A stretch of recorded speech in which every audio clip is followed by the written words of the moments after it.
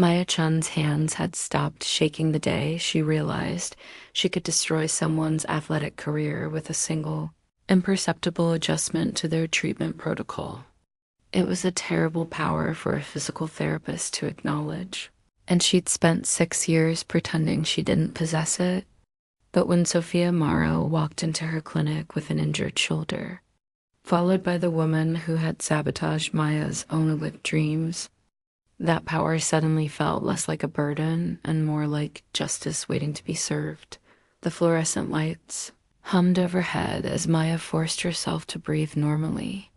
Patricia Morrow stood in her treatment room, arms crossed, that same expression of cold calculation on her face that Maya remembered from a decade ago. The coach's eyes passed over Maya without a flicker of recognition, as though the girl whose career she'd methodically destroyed had never existed at all. "Sophia's been having shoulder pain for 3 weeks," Patricia said, her voice carrying the authoritative tone of someone accustomed to immediate compliance. "She's training for nationals. We need this resolved quickly." Maya looked at the 17-year-old girl sitting on her treatment table, dark hair pulled back in a severe ponytail, eyes bright with a particular intensity that came from years of elite athletic training. Sophia Morrow had her mother's high cheekbones and her father's softer mouth, but in her posture and the way she held her injured arm protectively against her body, Maya saw herself at that age. The resemblance was painful, and it made what Maya was considering both easier and infinitely more difficult. "Tell me about the pain," Maya said, moving closer to begin her assessment. Her voice was steady, professional, giving no indication that her heart was hammering against her ribs. She'd imagined confronting Patricia Morrow 1,000 times over the years, had rehearsed speeches and accusations that would never be delivered. But she'd never imagined this scenario. Sophia described her symptoms with the precision of an athlete who'd been trained to catalog every sensation in her body. "The pain started during a release move on bars," she explained, a sharp catching sensation in her right shoulder that had progressively worsened. She tried to train through it because nationals were only 8 weeks away. But yesterday, she'd nearly fallen during a simple giant swing because the pain had been so intense. Maya listened, making notes on her tablet while her mind raced through possibilities.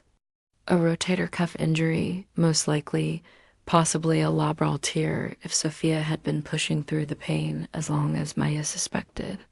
Either way, it was serious. Either way, it would require careful, precise treatment to ensure full recovery. Either way, it gave Maya options that made her stomach turn, even as a dark part of her mind began cataloging them. "I need to do a physical examination," Maya said, washing her hands at the small sink in the corner. "Sophia, I'll need you to remove your shirt so I can assess the shoulder properly. You can keep your sports bra on." Patricia immediately moved to stand beside the treatment table, her presence protective but also controlling. Maya recognized the dynamic instantly. This was a woman who supervised everything, who trusted no one with her daughter's career, who believed her oversight was essential. It was exactly the kind of behavior Maya remembered from her own time under Patricia's coaching. Though back then, the coach's attention had been weaponized differently, Maya began her assessment, her hands moving through the familiar routine of palpating muscles, testing range of motion, checking for signs of inflammation or instability. Sophia winced when Maya raised her arm to a specific angle and gasped when pressure was applied to certain points along the rotator cuff. The injury was significant, Maya could tell immediately, but not catastrophic. With proper treatment, rest, and a carefully designed rehabilitation protocol, Sophia could make a full recovery in time for nationals, or she could worsen significantly if given the wrong treatment plan. If told to continue training with modifications that seemed reasonable but actually increased stress on the injured tissues. If prescribed exercises that appeared beneficial but actually reinforced faulty movement patterns that would lead to chronic problems. Maya knew exactly how to make those recommendations sound medically sound, how to couch them in language that would pass scrutiny from other medical professionals while ensuring long-term damage. It's a rotator cuff strain, Maya said, stepping back and making notes. Potentially a small tear in the supraspinatus tendon, though I'd want an MRI to confirm. She needs to stop training immediately. Absolutely not, Patricia said before Sophia could respond. Nationals are in 8 weeks. She's been training for this her entire life. There has to be a way to continue with modified training. Maya met Patricia's eyes directly for the first time, and something cold settled in her chest. The coach's expression was implacable. The same look she'd given Maya years ago when Maya had reported injuries, when she'd asked for rest days, when she'd suggested that perhaps the training intensity was too much. Patricia Morrow had never let injury interfere with her coaching objectives, and she clearly hadn't changed. Continuing to train on a rotator cuff injury risks permanent damage, Maya said carefully. At Sophia's age, with proper rest and rehabilitation, she can recover fully. But if she pushes through this, she could end up with chronic shoulder instability, recurring tears, or nerve damage that could end her career entirely. Sophia's face had gone pale, but Maya noticed she hadn't said a word. The girl sat perfectly still, letting her mother speak for her, and Maya felt a flash of anger on Sophia's behalf. But she pushed it down, maintaining her professional demeanor. This wasn't about Sophia, not really. This was about Patricia Morrow finally facing consequences for the kind of coach she was. How long would complete rest take? Patricia demanded. 6 weeks? 8? That's unacceptable. Sophia has been working toward this competition for years. She's ranked 3rd in the country right now. Missing nationals would destroy her chances for the Olympic development team. Maya could see the calculation in Patricia's eyes. The same ruthless cost-benefit analysis that had once led her to sabotage Maya's equipment, to whisper lies to judges about Maya's attitude and work ethic, to systematically undermine everything Maya had built. Patricia Morrow cared about winning, about her coaching legacy, about the reflected glory of her athletes' achievements. She didn't care about the long-term health of the young women she trained, and apparently that included her own daughter. I can design a modified training program, Maya heard herself say, and a part of her mind recoiled at the words, even as she spoke them. It would have to be very carefully controlled. Certain movements would be completely off limits, and we'd need to monitor her progress closely. But theoretically, with the right approach, Sophia could continue some level of training while the injury heals. It was a lie, or close enough to one. The kind of training Patricia would demand couldn't be safely maintained with an injury like this. But Maya could make it sound plausible, could design a program that looked reasonable on paper, could guide Sophia down a path that would lead to worsening injury disguised as bad luck or insufficient dedication. No one would blame Maya. She would have documentation showing she'd advised rest, that she'd warned against continued training, that the family had insisted on pushing forward. Patricia's expression shifted to satisfaction. That's what I wanted to hear. When can we start? I need to see the MRI results first, Maya said. I can write the referral today, and once we have imaging, I can design the treatment plan. But I want to be very clear. Both of you need to understand that this approach carries significant risks. Sophia finally spoke, her voice quieter than Maya expected. What kind of risks? Maya looked at the girl properly for the first time since beginning the examination. Sophia was watching her with an intensity that was unsettling, as though she could see past Maya's professional facade to the darkness underneath. For a moment, Maya wondered if somehow Sophia knew. If the girl could sense that she was sitting across from someone who had every reason to want to hurt her, to make her pay for sins that weren't her own. The risk is that your shoulder doesn't heal properly, Maya said honestly. that you develop chronic issues that plague you for the rest of your athletic career and beyond, that you need surgery that could have been prevented, that you're still dealing with pain and limitations when you're 30, 40, 50 years old. But if I do everything exactly right, Sophia pressed. If I follow the treatment plan perfectly, Maya could have told the truth then, could have said that even with perfect compliance, training on an injury like this was dangerous and short-sighted. Could have looked at this 17-year-old girl and put her long-term health above everything else.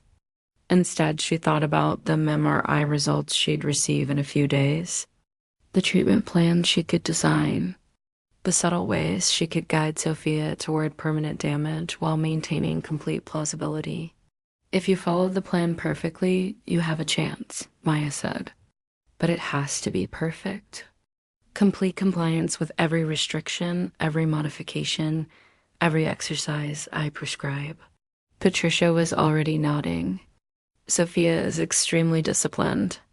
She'd do exactly what you tell her. Maya scheduled the MRI and sent them home with instructions for ice, anti-inflammatories, and temporary rest from training. After they left, she sat alone in her treatment room for 20 minutes, staring at her hands. These were healing hands she'd trained to help people recover from injury, to restore function and eliminate pain. She had chosen this profession partly as penance, a way to give back to the sport that had given her so much before taking it all away, but they could also be instruments of revenge. She could use her knowledge to harm instead of heal, and no one would ever know. The thought made her feel sick and powerful in equal measure. That evening, Maya went for a run through her neighborhood, pushing herself until her lungs burned and her legs ached. She'd given up gymnastics at 19, after the final sabotage that had ended her Olympic hopes, but she'd never stopped moving. Running, cycling, swimming, anything that let her feel the limits of her body and push past them. It was the closest she could come to the feeling of flying through the air, of defying gravity for those perfect suspended moments on beam or bars. She thought about Sophia as she ran, about the girl's quiet voice when she'd asked about the risks. Patricia had dominated the entire appointment, making decisions, asking questions, controlling the narrative. But Sophia had been listening, watching, absorbing everything. Maya wondered what it was like to have Patricia Morrow as a mother, whether the experience was different when you were her daughter instead of just another gymnast in her stable. Probably not, Maya thought bitterly. Patricia had always treated her athletes like equipment, valuable tools to be maintained and pushed to their limits, but ultimately expendable. Being her daughter might actually be worse, because Sophia couldn't quit, couldn't transfer to another coach, couldn't escape the way Maya eventually had, back at her apartment. Maya pulled up her old gymnastics videos on her laptop. She hadn't watched them in years, had tried to put that part of her life in a box and seal it shut. But tonight she needed to remember exactly what Patricia Morrow had taken from her. The first video was from Nationals when Maya was 16. She watched her younger self mount the beam with the fearlessness that came from thousands of hours of practice. Her routine was clean, technical, the kind of performance that should have caught the attention of Olympic scouts. She'd placed 5th that year, high enough to be noticed, to start receiving invitations to elite training camps and international competitions. The next video was from the following year. Maya watched her form, noted the slight hesitation in her movements, the way she seemed to second-guess herself on skills she'd performed flawlessly just months before. This was after Patricia had started coaching her, after the psychological manipulation had begun.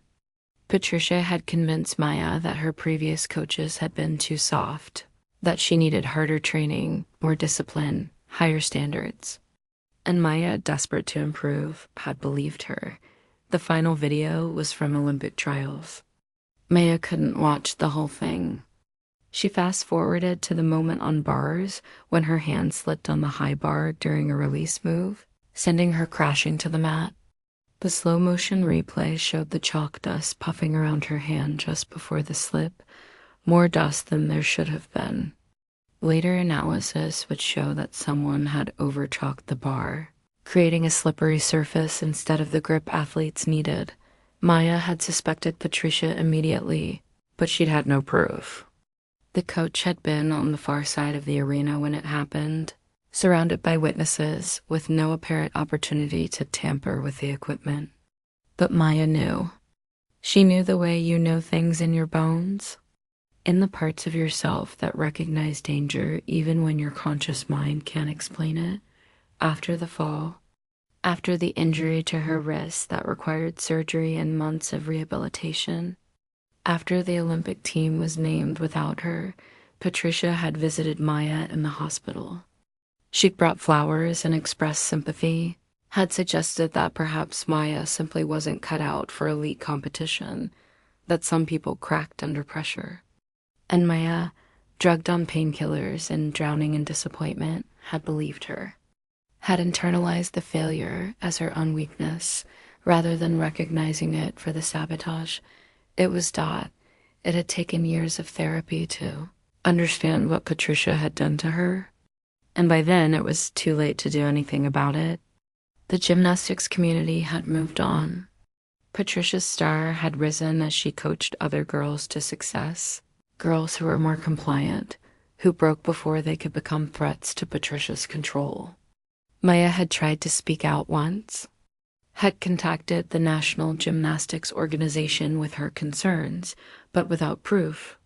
Her allegations were dismissed as sour grapes from a failed athlete. Now Patricia's daughter was in her clinic, and Maya had the power to give her the same experience. She could destroy Sophia's shoulder the way her own career had been destroyed, could ensure that the girl never reached her potential, never achieved the Olympic dreams that Patricia valued above everything else. It would be poetic justice, revenge served with perfect irony. Maya closed her laptop and sat in the darkness of her apartment. She should feel triumphant, she thought. She should feel vindicated that fate had delivered this opportunity. Instead, she felt hollow and slightly nauseated, as though she stood at the edge of a cliff deciding whether to jump. The MRI results arrived 3 days later. Maya studied them carefully, tracing the tear in Sophia's rotator cuff with her eyes. It was a partial thickness tear of the supraspinatus tendon, accompanied by inflammation and impingement. Treatable, if handled correctly. Potentially devastating if mismanaged. She spent hours designing 2 treatment plans. The first was what she would give any patient, a conservative approach focused on rest, gentle strengthening, and gradual return to activity. It would take Sophia out of training for at least 6 weeks, possibly 8, which meant missing nationals but preserving her long-term health and career prospects. The second plan was more insidious. It allowed for modified training, but the modifications were calculated to maintain just enough stress on the injured tissues to prevent proper healing. The exercises looked therapeutic, but actually reinforced the faulty biomechanics that had led to the injury in the first place. The progression timeline was too aggressive, designed to create the illusion of improvement while actually worsening the underlying damage. Sophia would make it to nationals, might even compete reasonably well, but within a year she'd need surgery. Within 2 years, she'd be dealing with chronic issues that would limit her for life. Maya printed both plans and stared at them side by side on her desk. One represented everything she'd worked to become since leaving gymnastics. The other represented everything she'd fantasized about during her darkest moments. When Sophia and Patricia returned for the follow-up appointment, Maya had both plans in a folder on her desk. She still hadn't decided which one to use. The MRI confirms a partial rotator cuff tear, Maya said, pulling up the images on her computer screen. She pointed out the relevant areas, explaining the injury in terms both Sophia and Patricia could understand. The good news is that it's not a complete tear. The bad news is that it's in a location that's under significant stress during gymnastics movements. Patricia leaned forward, studying the images. But she can still train. Maya took a breath. This was the moment. She could feel the weight of the decision pressing down on her, could hear her own heartbeat loud in her ears. Sophia sat quietly on the treatment table, her expression neutral, waiting to hear her fate. I've designed a modified training program, Maya heard herself say, and she knew as the words left her mouth which plan she was choosing. It's aggressive and it comes with significant risks. But if Sophia is as disciplined as you say, and if she follows the protocol exactly, she might be able to compete at nationals. She saw Sophia's shoulders relax slightly, saw Patricia's expression shift to satisfaction. Maya pulled out the second plan, the dangerous one, and began explaining the details. As she spoke, part of her mind screamed at her to stop, to choose the other plan, to be the person she'd worked so hard to become. But another part, the part that still woke up sometimes from dreams of Olympic glory, the part that had never fully healed from what Patricia had done, guided her through the explanation. The treatment plan was brilliant in its deception. Every exercise had a legitimate therapeutic purpose that Maya could justify to any other medical professional. But the combinations, the progressions, the specific loading patterns were all designed to maintain chronic inflammation and prevent proper tissue healing.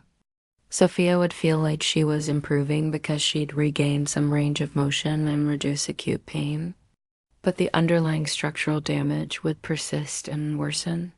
She needs to do the exercises exactly as prescribed, Maya emphasized. No modifications, no additions, no skipping sessions. The timing and intensity are calibrated specifically for her injury. She will, Patricia assured her. Sophia knows how important this is. Maya finally looked directly at Sophia. Do you understand the risks? If this doesn't work, if the injury worsens, you could need surgery. You could miss not just nationals, but the entire next season. You could have permanent limitations. Sophia met her gaze with surprising steadiness. I understand. I want to try.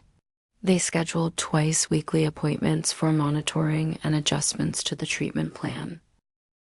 After they left, Maya sat in her office with the door closed, fighting the urge to call them back, to tear up the plan she'd given them and start over with a conservative approach.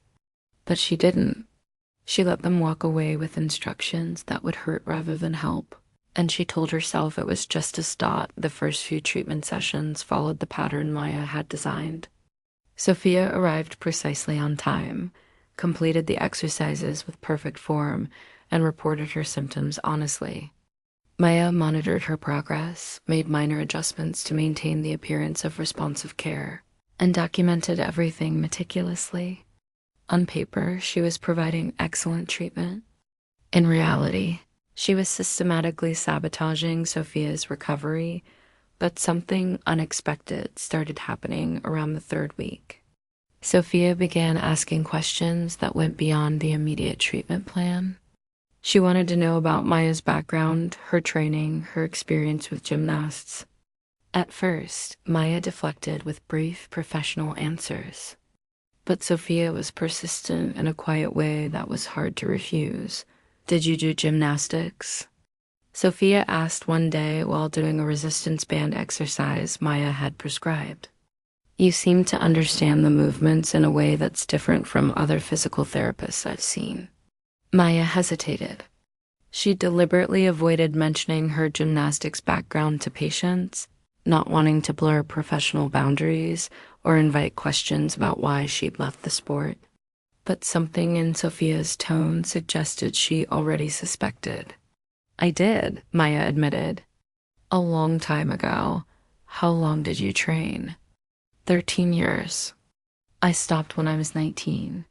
Sophia absorbed this information while maintaining perfect form on her exercise. Why did you stop? The question was innocent, curious rather than probing, but it hit Maya like a physical blow. She thought about all the ways she could answer: injury, lost interest, aged out. All of them technically true, none of them the whole truth. I got hurt, Maya said finally. It ended my competitive career. I'm sorry, Sophia said, and she sounded like she meant it. That must have been really hard. Maya made a notation on her tablet to avoid responding. She didn't want Sophia's sympathy, didn't want to see compassion in the eyes of Patricia Morrow's daughter. It complicated things, made the revenge she was exacting feel less clean and justified. Over the following weeks, a pattern emerged. Patricia would drop Sophia off for appointments and then leave, usually to meet with other coaches or attend to her own training schedules. This left Maya alone with Sophia for 45 minutes twice a week, and during those sessions, the girl gradually revealed herself to be different from what Maya had expected. Sophia was quiet but observant, disciplined but not robotic, ambitious but increasingly questioning. She talked about gymnastics with passion, but also with a kind of weariness that seemed too old for her 17 years. She mentioned pressure, expectations, the constant feeling that she was one mistake away from disappointing everyone who believed in her. Mom says I have the potential to make the Olympic team, Sophia said one day while doing shoulder mobility work. She says I'm better than she ever was, that I can achieve what she couldn't. Maya's hands stilled on Sophia's shoulder. What do you want? Sophia was quiet for a long moment. I don't know anymore. I used to want it so badly. But now, sometimes I think I'm just going through the motions because it's all I know how to do. The honesty in her voice caught Maya off guard. This wasn't the single-minded athlete she'd expected, the younger version of Patricia Morrow. This was a girl who was starting to question the path she'd been set on since childhood, who was beginning to wonder if the sacrifices were worth it. Maya should have felt triumphant. The doubt in Sophia's voice suggested that the injury, the difficult recovery, the possibility of missing nationals was already working on her psychologically. But instead, Maya felt something uncomfortably close to guilt. What did you want to achieve? Sophia asked. When you were competing, what was your goal? Maya thought back to her younger self, to the dreams that had driven her through thousands of hours of training. I wanted to go to the Olympics. I wanted to prove I could be the best. Did you get close? Close enough to know what I'd lost when it ended? Sophia nodded slowly, understanding in a way that only another gymnast could.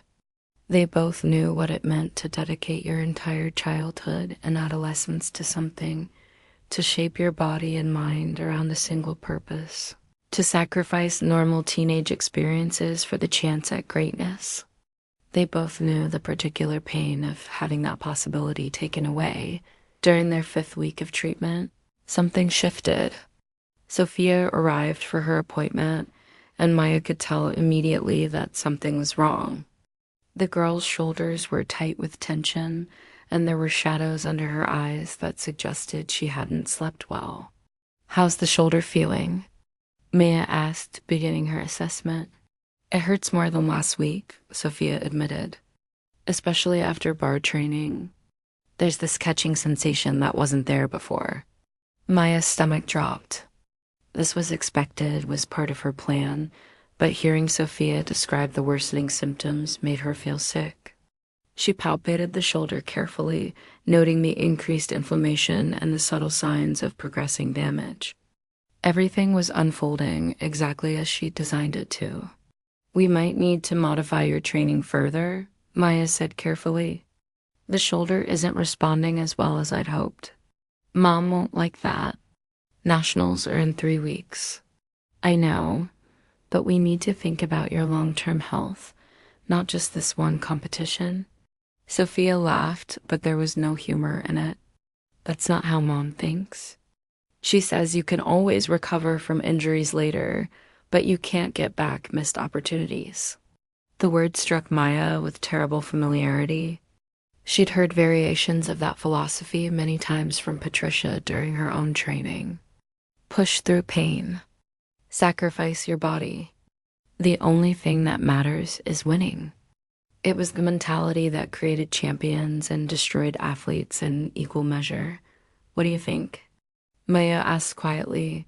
Sophia was silent for a long time, staring at her injured shoulder. I think I'm scared. I think something feels wrong, and I don't know if pushing through it is brave or stupid.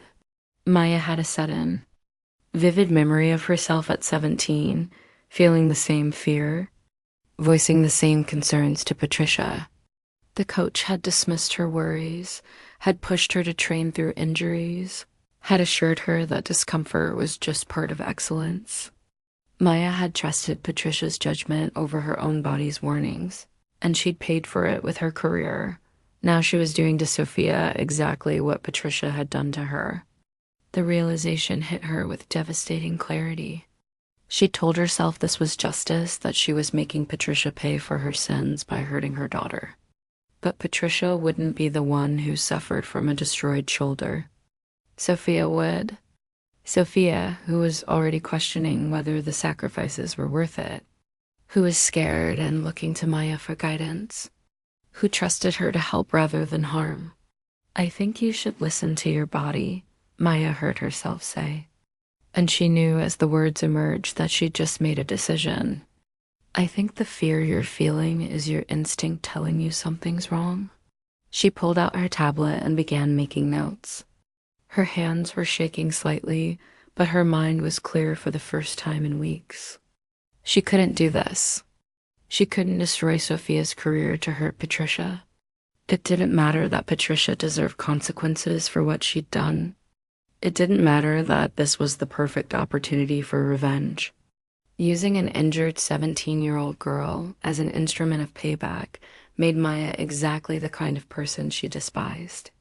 I'm going to redesign your treatment plan, Maya said. We're going to take a more conservative approach. That means you're not going to compete at nationals. Sophia's eyes widened. Mom will never agree to that. It's not up to your mom. It's up to you. You're my patient, and my job is to give you the best medical advice I can, even if it's not what you want to hear. But, Sophia, listen to me. Maya moved to sit facing the girl, abandoning her professional distance. I competed at your level. I know what it's like to have everyone telling you to push through pain, to sacrifice everything for the sport. And I know what it's like to have your career end because you listened to the wrong people.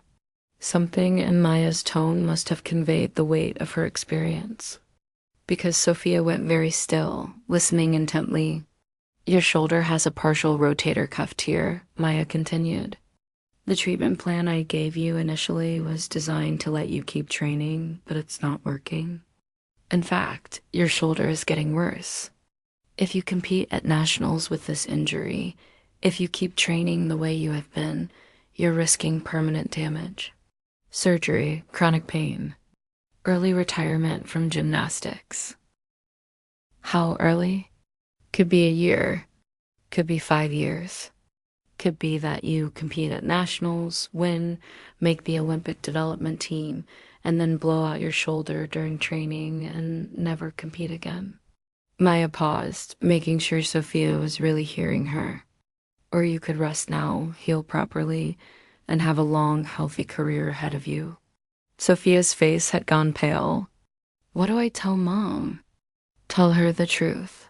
Tell her your physical therapist says you need to stop training immediately, that continuing would be medically irresponsible, and that you're making the decision to prioritize your long-term health. She find another therapist, someone who will tell her what she wants to hear. Maya had anticipated this. Probably, but you'll have my medical opinion documented, and you'll know the truth about the risk you're taking. What you do with that information is up to you. They sat in silence for a moment. Maya could see Sophia processing, weighing the cost of defying her mother against the cost of a destroyed shoulder. It was an impossible choice for a 17-year-old to make. And Maya felt a surge of anger at Patricia for putting her daughter in this position. I need to think about it, Sophia said finally. Okay, but while you're thinking, I want you to stop all training. Complete rest for at least 3 days. That's not a suggestion, that's a medical directive.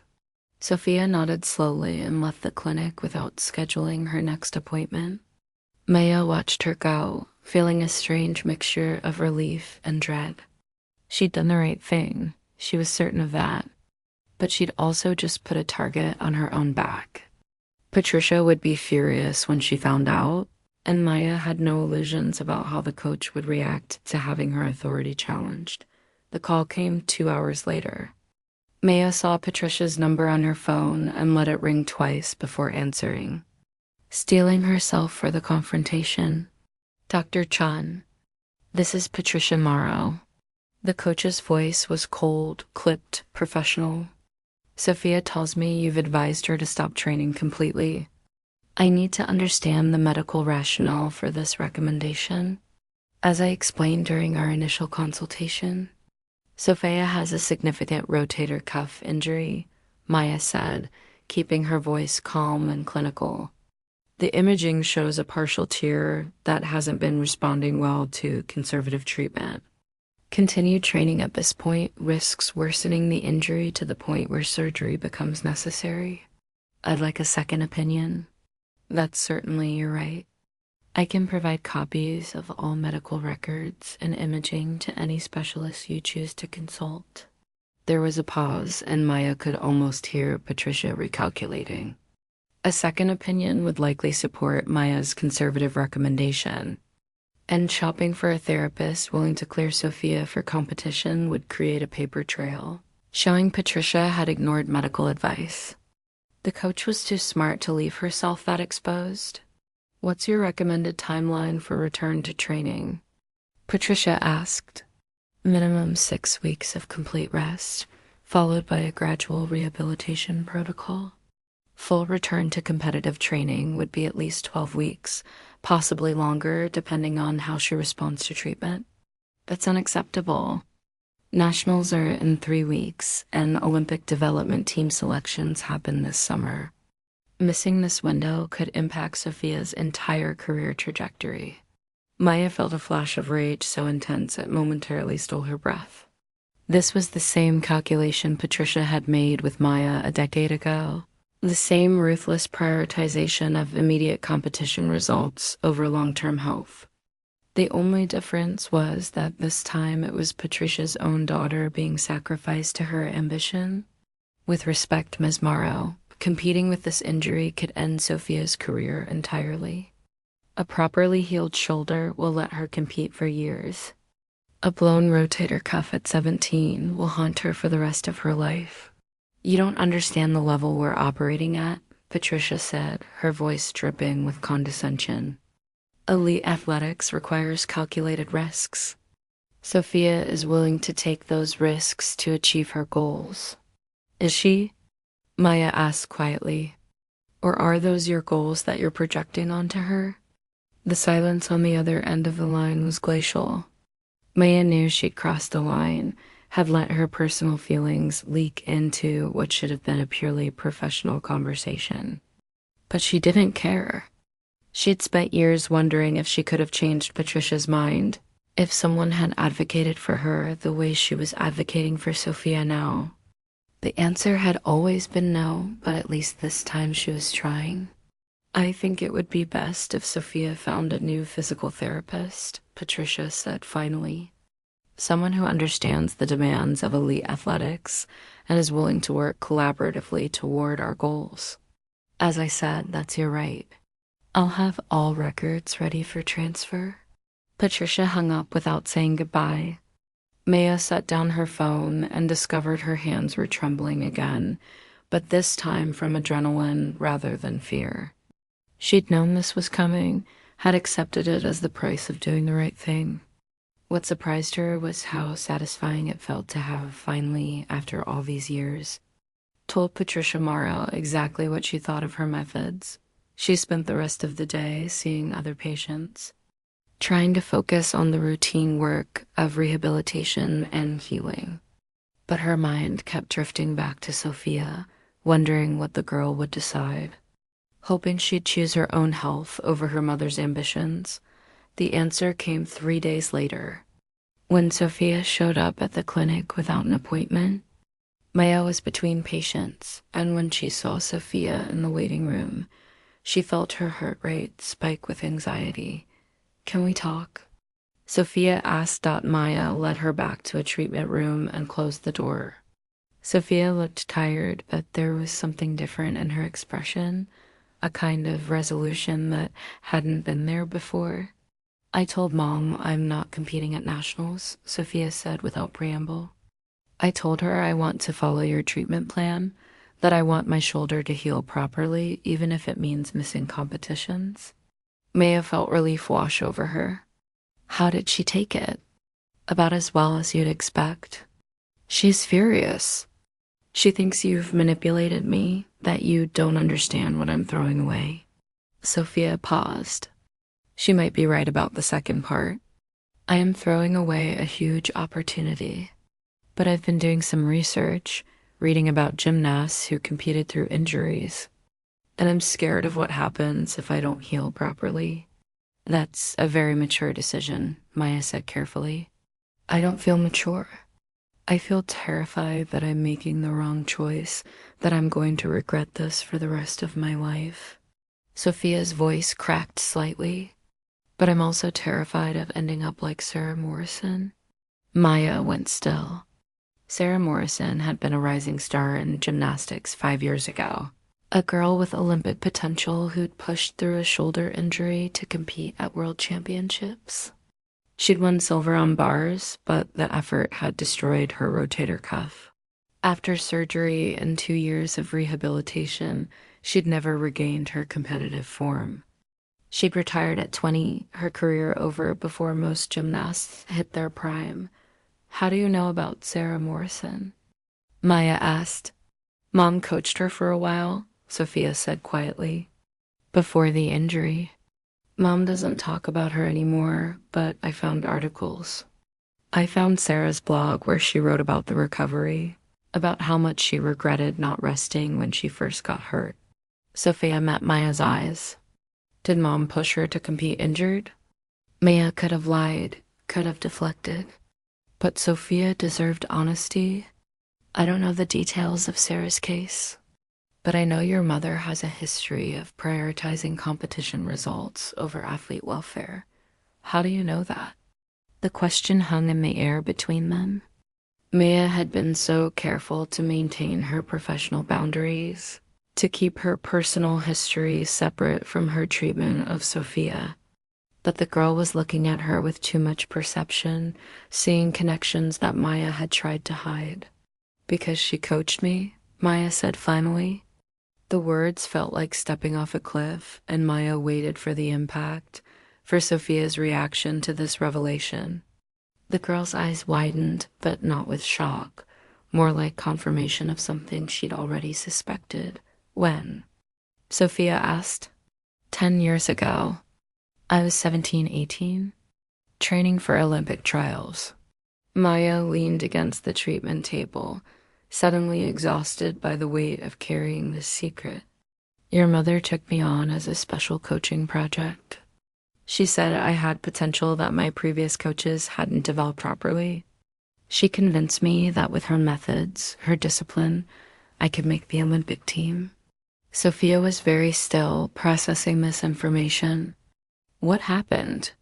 Maya closed her eyes briefly, seeing herself at the Olympic trials, feeling the bar slip from her hands, experiencing again the sickening moment of free fall before impact. I got injured. A bad fall during a critical routine. It ended my competitive career. And you think Mom had something to do with it? It wasn't a question. And the certainty in Sophia's voice startled Maya. She opened her eyes to find the girl watching her with an expression that was far too knowing for someone her age. I know she did, Maya said quietly. I can't prove it. I never could. But I know. Sophia nodded slowly, as though this confirmed something she'd long suspected. She does that. Sabotages people. I've seen her do it to other gymnasts, competitors I was supposed to beat. Little things, subtle things, but they add up. Maya's breath caught. You know about this? I've known for a while. I didn't want to believe it at first. She's my mother, you know? But I've watched her operate for years, and once you see the pattern, you can't unsee it. Sophia's voice was steady, but her hands were clenched in her lap. I think that's partly why I came to you for treatment. When I saw your name on the clinic website, I looked you up. Found old competition videos, articles about promising young gymnasts. Your name came up in connection with Mom's coaching history and then just disappeared. You knew who I was before you came here? I suspected. I wasn't sure until just now. Sophia met Maya's eyes directly. I needed to know if you would be like her. If you'd push me to compete injured the way she does. If you'd prioritize winning over my health. Maya felt the floor tilt beneath her feet. You were testing me, in a way. I knew Mom would push for me to keep training. I wanted to see what you would say, what you would recommend when she wasn't in the room. Sophia's expression was almost apologetic. I'm sorry for not being honest about it, but I needed to know if I could trust you. Maya thought about the treatment plan she'd designed, the one meant to hurt rather than heal. The revenge she'd contemplated exacting on this girl who had done nothing wrong except be born to the wrong mother. Shame washed over her in waves. She'd nearly become exactly what Patricia was. Had nearly let her desire for revenge turn her into someone who would harm an innocent person to settle an old score. You shouldn't trust me, Maya said, her voice rough. I almost betrayed that trust in the worst possible way. Sophia tilted her head, studying Maya with that unnervingly perceptive gaze. What do you mean? Maya could have lied, could have kept her near betrayal secret. But Sophia had been honest with her, had trusted her with the truth about recognizing Patricia's sabotage. The girl deserved honesty in return, even if it meant revealing Maya's darkest impulses. When you first came to my clinic, when I realized who you were, I thought about revenge, Maya admitted, each word feeling like it was being dragged out of her. I thought about using my knowledge to hurt you the way your mother hurt me. I designed a treatment plan that would have made your injury worse while making it look like I was helping you. Sophia's expression didn't change, which was somehow more unnerving than shock would have been. But you didn't use that plan. I almost did. I came very close. It was only when I started getting to know you, when I realized you weren't just Patricia's daughter, but your own person with your own struggles, that I understood what I was about to do. Maya forced herself to meet Sophia's eyes. I'm telling you this because you deserve to know. You trusted me with your recovery, and I almost used that trust to hurt you. I'm sorry. The silence stretched between them, heavy with the weight of confession. Maya waited for Sophia to react with anger, with betrayal, with anything that would be justified. Instead, the girl just nodded slowly. Thank you for telling me, Sophia said finally. And thank you for choosing not to do it. You're not angry? I'm angry at a lot of things. At Mom for being the way she is. At the gymnastics culture that enables coaches like her. At myself for taking so long to see what was right in front of me. Sophia stood and walked to the window, looking out at the parking lot below. But I'm not angry at you for having those thoughts. I understand wanting revenge. I've thought about it myself, against your mother, against the whole system, against everyone who's pushed me to sacrifice my body for their ambitions, against myself for going along with it for so long. Sophia turned back to face Maya. The difference is you stopped yourself before crossing that line. That matters. Maya wanted to believe that, wanted to take comfort in the fact that she'd ultimately made the right choice. but she couldn't shake the knowledge of how close she'd come to destroying an innocent person's future. The capacity for that cruelty existed within her, and acknowledging it was terrifying. "What will you do now?" Maya asked. "About your training, your mother, all of it?" Sophia was quiet for a long moment, her expression thoughtful. "I'm going to rest my shoulder like you recommended. I'm going to follow the conservative treatment plan. And I'm going to start making my own decisions about my gymnastics career instead of just doing what Mom wants." "She won't make that easy." "I know. But I've been reading about gymnasts who trained through injuries, who let coaches push them too hard, and I don't want to be another cautionary tale. I don't want to be Sarah Morrison." Sophia paused. "Or you, no offense." "None taken. I don't want you to be me either." They scheduled Sophia's next appointment, and this time it felt different, cleaner somehow. The secrets were out, the hidden agendas revealed, and what remained was a straightforward therapeutic relationship based on mutual honesty. Maya would help Sophia heal, would advocate for her long-term health, and would provide guidance that prioritized the girl's welfare over everything else. After Sophia left, Maya sat in her office and allowed herself to fully process what had happened. She'd confessed her worst impulses to her patient and been met with understanding instead of condemnation. She'd been tested without knowing it and had ultimately passed, though not without coming dangerously close to failure. Most importantly, she'd chosen healing over harm, forgiveness over revenge, but the situation with Patricia was far from resolved. Maya knew the coach wouldn't simply accept Sophia's decision to rest and recover. Patricia Morrow didn't give up on her objectives, and she had years of experience manipulating and controlling the athletes she worked with. Sophia might believe she was strong enough to stand up to her mother, but Maya had seen too many young gymnasts crumble under Patricia's psychological pressure. The confrontation came sooner than Maya expected. 2 days later, Patricia arrived at the clinic without an appointment, walking past the receptionist and directly to Maya's office.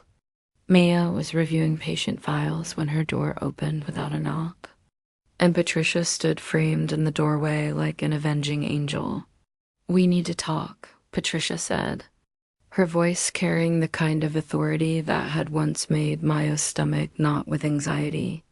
But that was a decade ago, and Maya was no longer a teenage girl desperate for approval. She was a medical professional in her own clinic, and Patricia had no power here. "You need to make an appointment like everyone else," Maya said calmly, not rising from her chair. "And you need to knock before entering my office." Patricia's eyes flashed with anger, but she stepped back and closed the door before taking a seat across from Maya's desk without being invited. "You've poisoned my daughter against me." "I've given Sophia medical advice based on her injury. What she chooses to do with that advice is her decision. She told me you used to train with me, that you blame me for ending your career." Patricia leaned forward, her expression calculating. "This is revenge, isn't it? You're using my daughter to get back at me?" The accusation was so close to the truth that Maya felt her face flush. But she forced herself to maintain her composure, to meet Patricia's gaze without flinching.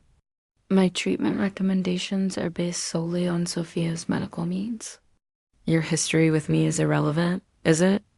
"Because from where I'm sitting, it looks like you've manipulated a vulnerable teenager into making decisions that will destroy her competitive opportunities. You're projecting your own failures onto her, convincing her that she can't handle the pressures that you couldn't handle." The words were designed to wound, to trigger the same self-doubt that Patricia had used to control Maya years ago.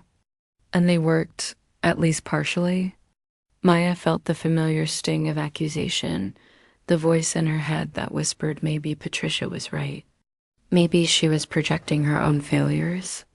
Maybe she was the one manipulating Sophia, but then she remembered the treatment plan she almost used, the one designed to hurt Sophia to punish Patricia.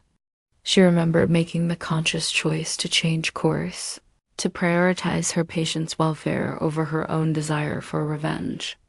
That choice had been real, had been based on medical ethics and human decency, and Patricia's manipulation couldn't change that. "I'm not the one who's been projecting onto Sophia," Maya said quietly. "I'm not the one who's been pushing her to sacrifice her health for competition results.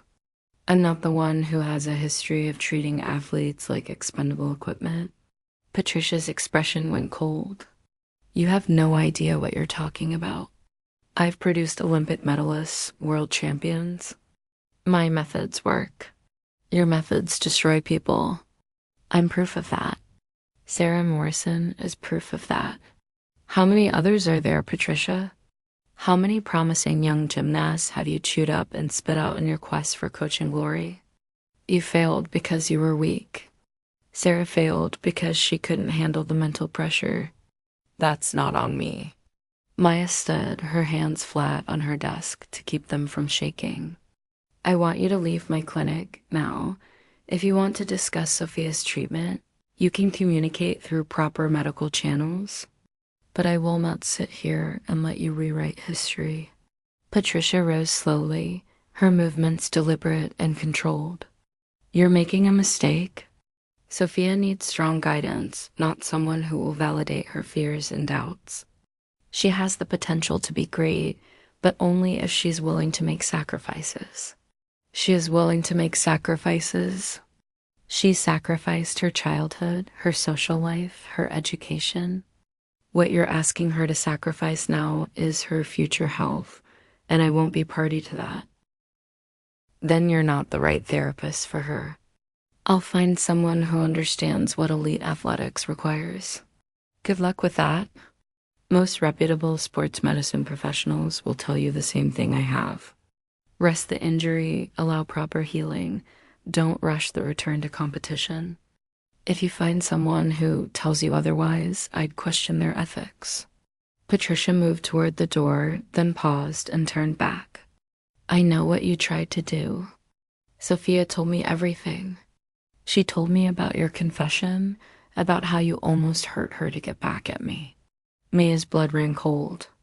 She'd known Sophia might tell her mother about their conversation, but hearing Patricia weaponize, it was still shocking. "She also told me that you changed your mind," Patricia continued, her voice softening in a way that was somehow more threatening than her anger. "That you chose to help her instead. Do you know what I find interesting about that? You had the perfect opportunity for revenge, and you couldn't go through with it. You're still that weak little girl who couldn't handle the pressures of elite competition. I'm strong enough to choose compassion over cruelty. That's a strength you've never possessed." Patricia smiled, but there was no warmth in it. "We'll see. Sophia thinks she's making her own choices now, but she's 17. She's confused, emotional, easily influenced. Once she misses nationals, once she watches her competitors succeed while she sits on the sidelines, she realizes her mistake. And when that happens, she'll come back to my methods. They always do." With that, Patricia left, closing the door quietly behind her. Maya sank back into her chair, her heart pounding. The confrontation had gone about as well as could be expected, but Patricia's parting words haunted her. Was the coach right? Would Sophia eventually regret choosing rest over competition? Would she blame Maya for the opportunities she'd missed? The answer came gradually over the following weeks as Maya continued treating Sophia. The girl was committed to her recovery, following the rehabilitation protocol precisely, doing her exercises with the same dedication she'd once brought to gymnastics training. But there was a difference now. A thoughtfulness in her approach that suggested she was learning to listen to her body rather than simply pushing through pain. Mom started coaching another gymnast, Sophia mentioned during one session. A 15-year-old named Lily. She's good, really talented, and Mom's giving her the same speech she gave me about potential and Olympic dreams. How do you feel about that? Sophia was quiet for a moment, working through a resistance band exercise. Part of me is relieved. The pressure's off me now, at least partially. But I'm also worried about Lily. I see Mom using the same techniques on her that she used on me, and I wonder if I should say something. What would you say? I don't know. That's the problem. What right do I have to interfere with someone else's training? Maybe Lily is strong enough to handle Mom's methods. Maybe she'd be one of the success stories instead of one of the casualties. Maya understood the dilemma. She'd wrestled with similar questions over the years, wondering if she had an obligation to warn other athletes about Patricia's methods, or if doing so would just make her seem bitter and vindictive. You can't protect everyone, Maya said gently, but you can share your own experience if the opportunity arises. Let people make informed decisions based on complete information, like you did with me, like I eventually did with you, after almost making a terrible choice. Sophia smiled slightly. You know what's funny? Mom thinks I'm angry at you for that confession. She keeps bringing it up, trying to use it to convince me I can't trust you. But it actually made me trust you more. How so? Because you were honest about your worst impulses. You didn't pretend to be perfect or above those feelings. You acknowledged them, chose not to act on them, and told me about it even though it made you look bad. Sophia paused her exercise to look directly at Maya. That's the kind of integrity Mom has never shown. She'd never admit to sabotaging someone, even if confronted with proof. She'd justify it, rationalize it, make it somehow the other person's fault. Maya recognized the truth in this. Patricia had never taken responsibility for the harm she caused, had always framed her actions as necessary for producing champions, as the cost of excellence that weak athletes simply couldn't understand. How are things at home? Maya asked carefully. Sophia's expression darkened. Tense. Mom barely speaks to me except to comment on how I'm wasting my potential. She started making pointed remarks about gymnasts my age who are winning competitions, achieving rankings, getting scholarship offers. She wants me to feel like I'm missing out. Are you? Feeling like you're missing out? Sometimes. I watch videos of nationals, see my former teammates competing, and I wonder what might have been different if I'd pushed through the injury. Sophia resumed her exercise, her movements controlled and precise. But then I think about Sarah Morrison, about you, about all the gymnasts whose careers ended because they didn't rest when they should have. And I remember why I made this choice. 6 weeks into her recovery, Sophia's shoulder had improved significantly. The inflammation had reduced, her range of motion was increasing, and she could perform daily activities without pain. But she still had a long way to go before returning to competitive gymnastics.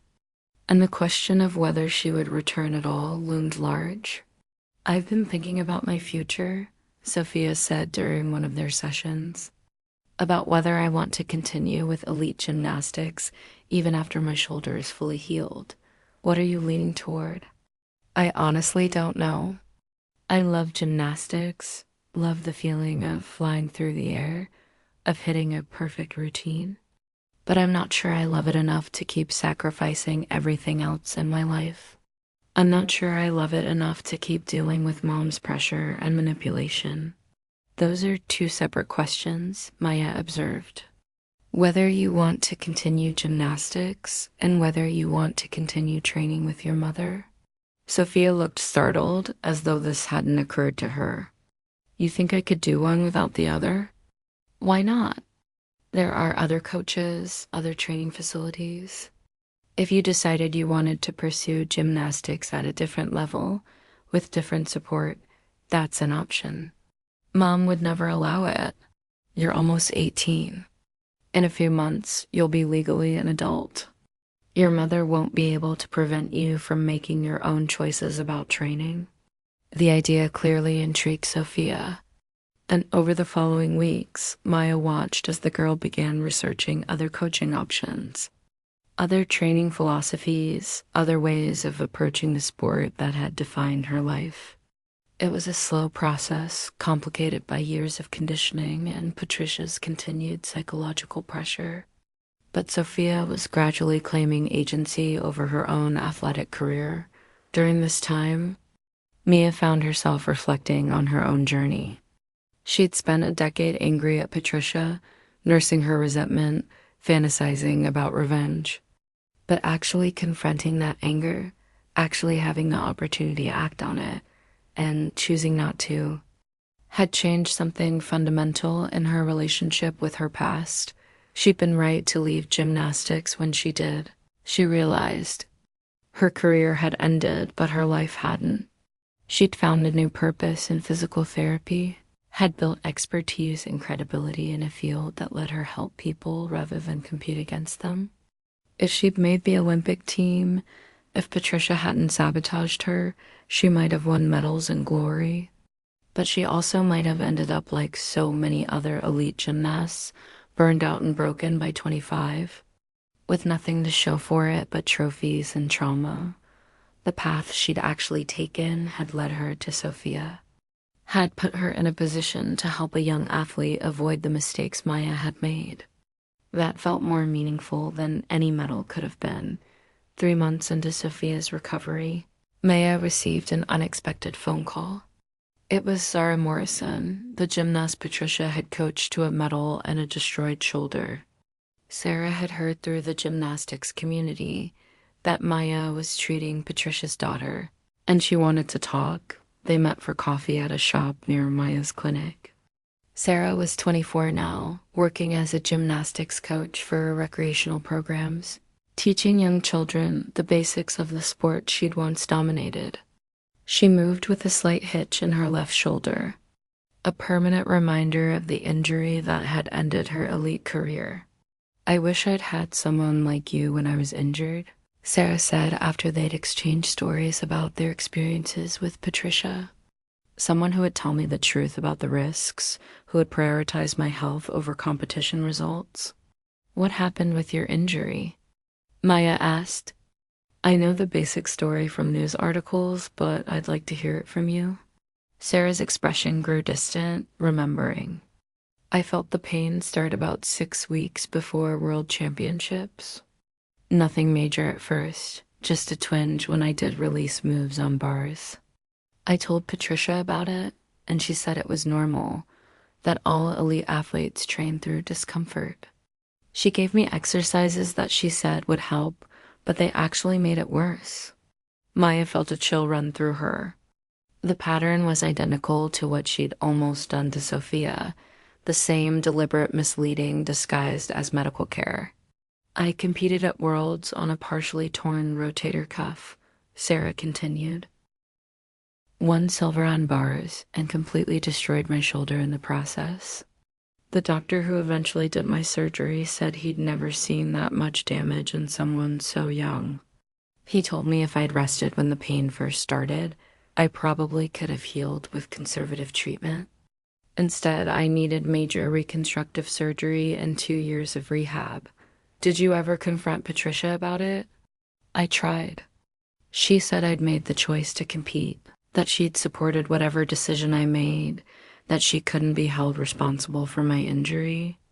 She reframed the whole thing as me being too ambitious, pushing myself too hard, not knowing my own limits."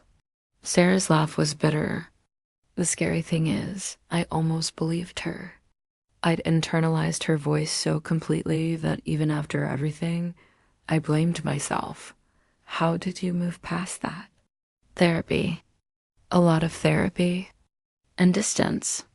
Once I wasn't training with her anymore, once I could see the situation clearly, I started to understand how much she'd manipulated me, how she'd systematically broken down my ability to trust my own judgment, so I'd rely entirely on her guidance."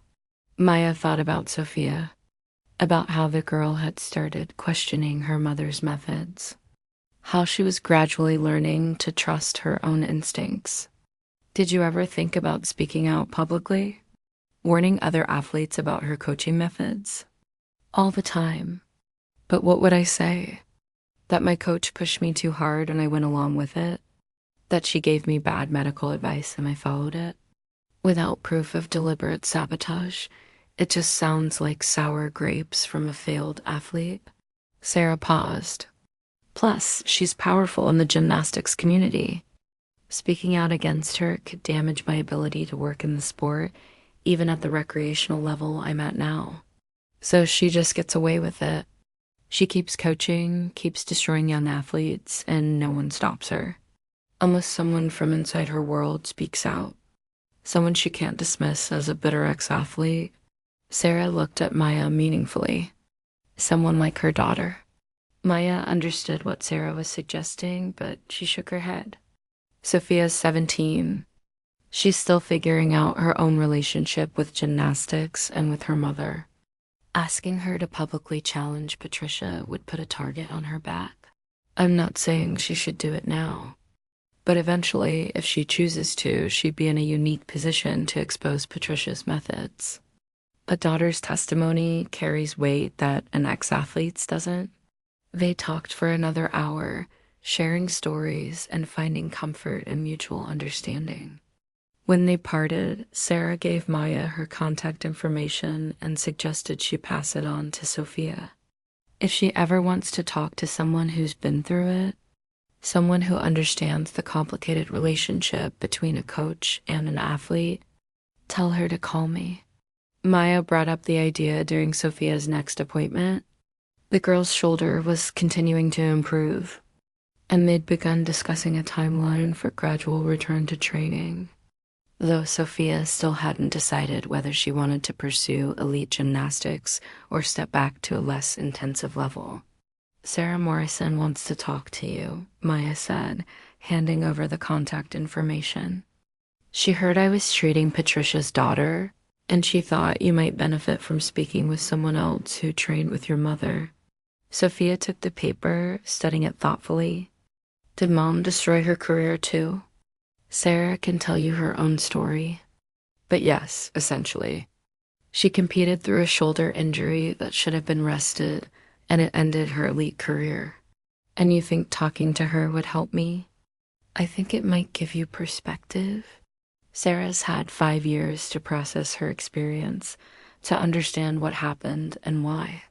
She's found a way to stay involved with gymnastics on her own terms, even after everything. Sophia tucked the paper into her bag. I'll think about it.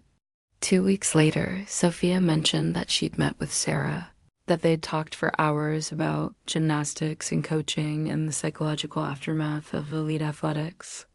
The conversation had clearly affected her, because her demeanor in sessions became more resolute, more certain of her decisions. I'm not going back to training with Mom, Sophia announced during a session about 4 months into her recovery. My shoulder's healing well, and I think I could return to competitive gymnastics if I wanted to. But not with her. Not under those conditions. Have you told her? Not yet. I'm waiting until I'm 18, which is in 2 months. Once I'm legally an adult, she can't force me to train with her. What will you do instead? Sophia smiled, and it was the first genuinely happy expression Maya had seen on her face. I'm going to take a gap year. Travel a little, figure out who I am outside of gymnastics. Then maybe I'll go to college. Study something I'm actually interested in, rather than just using school as a formality between training sessions.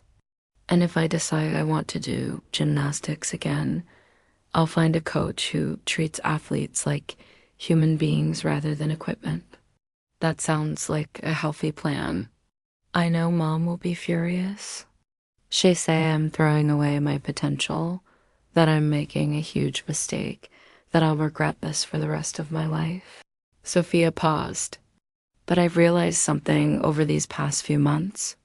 Mom's version of success isn't the only version.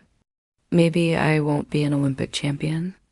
Maybe I won't have my name in record books. But maybe I'll be happy and healthy and in control of my own life. That feels like success to me. Maya felt something release in her chest, a tension she'd been carrying without fully acknowledging it. This was what she'd hoped for when she changed Sophia's treatment plan, when she chose healing over revenge. She'd wanted Sophia to have the agency and the information to make her own choices, to avoid the mistakes Maya had made, to find a path through gymnastics that didn't destroy her. "Your mother was wrong about you," Maya said quietly. "You're not weak for prioritizing your health. You're not a failure for questioning her methods. You're strong enough to choose your own path, even when that path is difficult." Sophia's eyes were bright with unshed tears. "Thank you for everything, for being honest with me, for advocating for my health, for showing me that it's possible to have integrity even when it's hard." After Sophia left that day, Maya sat in her office and thought about the journey they'd both taken. She'd started with revenge in her heart, had nearly acted on her worst impulses, had pulled back at the last moment, and chosen to be the person she wanted to be rather than the person her anger was pushing her to become. And in doing so, she'd helped Sophia find freedom from the same patterns that had trapped Maya a decade earlier. The revenge she'd fantasized about would have felt good for a moment, would have given her a sense of evening the score with Patricia. But this, what she had now, was better. She'd broken the cycle. She'd prevented another young athlete from being destroyed by Patricia's methods. She'd used her knowledge and position to heal rather than harm. That was the real revenge, Maya realized. Not hurting Patricia's daughter, but saving her. Not continuing the pattern of sabotage and destruction, but choosing compassion and integrity. Patricia had tried to turn Maya into someone bitter and broken, someone defined by failure and resentment. By refusing to pass that trauma onto Sophia, Maya had proven that Patricia hadn't succeeded. Sophia's 18th birthday came and went. And true to her word, she informed Patricia that she was stepping away from elite gymnastics training. The fallout was spectacular. Patricia showed up at the clinic again, this time with lawyers, threatening to sue Maya for malpractice, for manipulating her daughter, for overstepping her bounds as a medical professional. Maya calmly provided documentation of every interaction, every treatment decision, every medical recommendation she'd made. She showed that she'd advised rest from the beginning, that she'd warned about the risks of continued training, that every action she'd taken was consistent with standard sports medicine protocols. The lawyers reviewed the records and quietly advised Patricia that she had no case, but Patricia wasn't done. She began spreading rumors in the gymnastics community that Maya was a failed athlete who was projecting her own inadequacies onto current gymnasts, that she was turning promising athletes away from their potential, that she couldn't be trusted with elite gymnasts' care. Several coaches stopped referring their athletes to Maya's clinic, and for a while, it seemed like Patricia might succeed in destroying Maya's career the way she destroyed her gymnastics prospects. Then Sarah Morrison published a blog post. It was titled "The Cost of Gold," and it detailed her experience training with Patricia Morrow, competing through injury, and dealing with the aftermath of a destroyed shoulder and ended career. Sarah didn't make accusations she couldn't prove, but she laid out the facts of her experience with devastating clarity. She described the psychological manipulation, the pressure to prioritize competition over health, the long-term consequences of training through serious injury. The post went viral in the gymnastics community. Other athletes, both current and former, began sharing their own stories of coaches who prioritized medals over welfare, who pushed injured athletes to compete, who created cultures of fear and compliance. Patricia's name came up repeatedly, though not always directly. The whisper network that had protected her for years began to crack. Sophia added her own voice, writing a response to Sarah's post that detailed her experience as Patricia's daughter and athlete. She wrote about the injury that could have ended her career if she'd followed her mother's guidance, about the physical therapist who'd prioritized her long-term health, about the choice she'd made to step away from elite gymnastics to heal properly and reclaim agency over her own life. The response was overwhelming.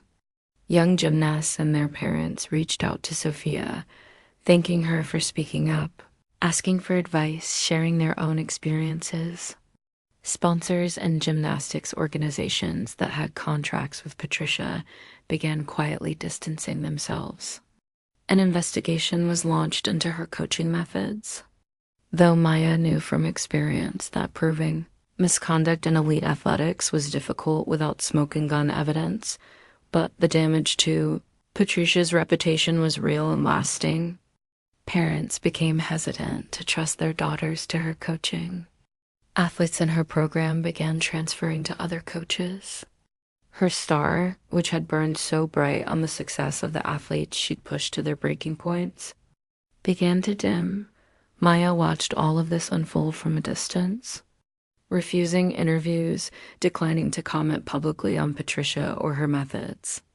She'd said what she needed to say in private to the one person who needed to hear it. The rest was Sophia's story to tell, Sarah's story. The stories of all the athletes who'd been harmed by coaches, who valued winning over welfare. 6 months after Sophia's public statement, Maya received a letter. It was from Patricia, handwritten on expensive stationery, and Maya almost threw it away without reading it. But curiosity won out, and she opened the envelope. The letter was short, just a few paragraphs. Patricia didn't apologize, didn't admit wrongdoing, didn't take responsibility for the athletes she'd harmed. Instead, she wrote that she'd always done what she believed was necessary to produce champions, that the sacrifices required for Olympic glory weren't for everyone, that some people simply lacked the mental fortitude for elite competition. But in the final paragraph, Patricia's tone shifted slightly. She wrote that Sophia had always been different from her other athletes, softer in ways that Patricia had tried to harden, more questioning of methods that others accepted without complaint. She wrote that perhaps she'd been wrong to push Sophia the way she had, that perhaps her daughter needed a different path. She wrote that she hoped Sophia would be happy. Whatever that meant for her. It wasn't an apology, and it wasn't an acknowledgement of harm. But it was the closest Patricia would probably ever come to admitting that her methods weren't universally right, that her approach had costs that couldn't be justified by medals and rankings. Maya read the letter twice, then filed it away. It didn't change what had happened, didn't undo the damage Patricia had caused to countless athletes over the years. But it was something, a small crack in the armor of certainty that had always defined Patricia's approach to coaching. Sophia thrived in her gap year. She traveled to Europe, took art classes, learned languages, and gradually reconnected with parts of herself that had been suppressed during years of intensive training. She stayed in touch with Maya, sending postcards and emails updating her on her adventures and her healing shoulder. "I did a handstand on the beach in Greece," one postcard read. "My shoulder didn't hurt at all. Thank you for giving me the chance to heal properly." Another email detailed her plans for college. She decided to study sports psychology, inspired by her own experiences and her desire to help other athletes navigate the mental and emotional challenges of competitive sports. She wanted to be the kind of professional who could recognize when coaches were crossing lines, who could advocate for athletes' welfare, who could help young people make informed decisions about their athletic careers. "I think I can do more good this way than I ever could have as a gymnast," Sophia wrote. "Winning medals would have been amazing, but helping other athletes avoid the mistakes I almost made feels more meaningful." Maya understood completely. She'd felt the same way when she chose physical therapy, when she dedicated herself to helping athletes heal and recover. There was a particular satisfaction in using knowledge gained from painful experience to protect others from similar pain. A year after Sophia's injury first brought her to Maya's clinic, they met for lunch. Sophia looked different, older in good ways, more confident and comfortable in her own skin. Her shoulder had healed completely, and she'd started doing recreational gymnastics a few hours a week, purely for enjoyment rather than competition. "I've been thinking about what you told me," Sophia said over salads, "about almost using my injury to get revenge on Mom, about how close you came to crossing that line." "I shouldn't have told you that," Maya said. "It was unprofessional." "No, I'm glad you did, because I've realized something about revenge. It's not about making the other person suffer. It's about reclaiming your own power, your own narrative. You could have hurt me to hurt Mom, but instead you chose to help me find my own power. That's a better revenge than anything else you could have done." Maya hadn't thought about it that way, but Sophia was right. By helping her patient make informed choices, by advocating for her long-term health, by supporting her decision to step away from her mother's coaching, Maya had undermined Patricia's control in the most fundamental way possible. She'd shown that Patricia's methods weren't inevitable, that young athletes could choose different paths, that success could be Maya hadn't thought about it that way, but Sophia was right. By helping her patient make informed choices, by advocating for her long-term health, by supporting her decision to step away from her mother's coaching, Maya had undermined Patricia's control in the most fundamental way possible. She'd shown that Patricia's methods weren't inevitable, that young athletes could choose different paths, that success could be defined by more than medals and rankings. "I think you saved my life," Sophia said quietly. "Not literally, but you saved the life I wanted to have.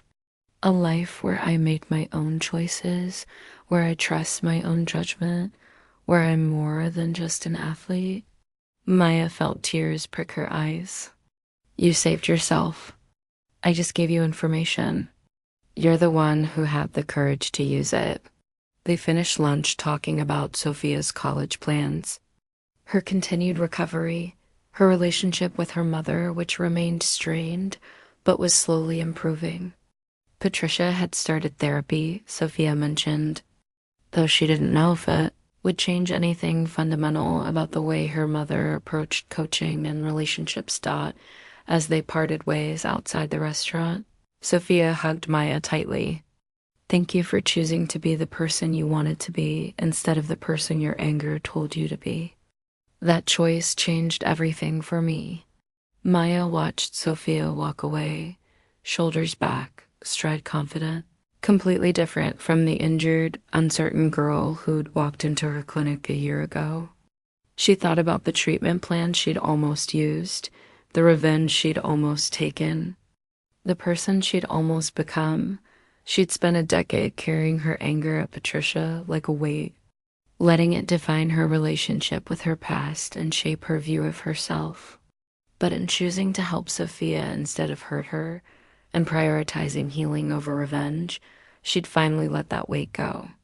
She'd proven to herself that she was stronger than her worst impulses, better than her darkest fantasies. The real revenge, she understood now, wasn't making Patricia suffer. It was refusing to become like her.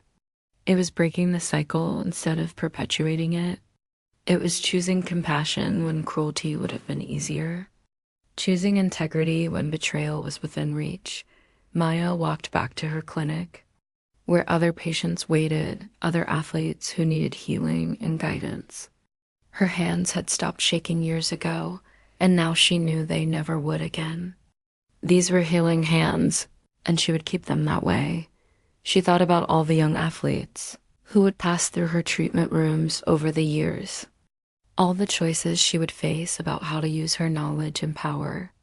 Some of those choices would be difficult, would test her commitment to doing what was right instead of what was easy or satisfying, but she knew now that she could make those choices, could choose healing over harm every time. Patricia had tried to destroy her a decade ago, had tried to break her spirit and steal her dreams. She'd succeeded in ending Maya's gymnastics career, but she'd failed in the larger goal of making Maya into someone bitter and broken. Maya had become a healer instead. That was the truest victory, the deepest revenge, the most complete repudiation of everything Patricia represented. And it was enough.